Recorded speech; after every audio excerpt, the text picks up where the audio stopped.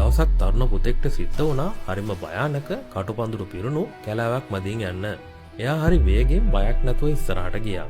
පුදුමේ කියන්නේ කිසිම කටුවක් එයාට ඇනුනේ නැහැ. කැලෑවෙන් එළියට ආවම එයා ආඩම්බරෙන් කෑ ගැහුවා බලන්න මම කොච්චර දක්ෂද කියලා. මේ මුළු කැලෑවම පහු කළා. එක කටුපාරක්වත් නැහැ. මට කාගෙන්වත් උදව් ඕනේ නැහැ. එතන හිටපු මහලු මිනිස්සෙක් hina වෙලා ඇහුවා පුතේ ඔයා ඔය පාරේ තනියමද ආවේ? පුතා ආපහු හැරිලා බැලුවා.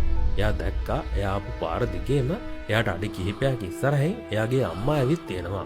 එයා තමයි අත් දෙකෙන්ම කටුවතු ඈත් කරලා පුතාට පාර හැදුවේ. අම්මාගේ අත් දෙකම කටුවලට හීරිලා ලේ ගලනවා. පුතා දිහා බලපු අම්මා ඉක්මනට එයාගේ තුවාල වුණු අත් දෙක පිටුපසට හංගාගෙන hina වෙලා කිව්වා බය වෙන්න එපා පුතේ. මම ආවේ ඔයාට තනියම පාළු හිතේ කියලා.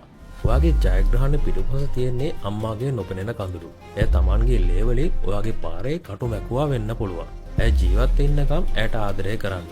මක්නිසාදයක් ඒ ආදරය වගේ තවත් ආදරයක් මේ ලෝකේ කොහෙවත් ඔබට හමු නොවනු ඇත.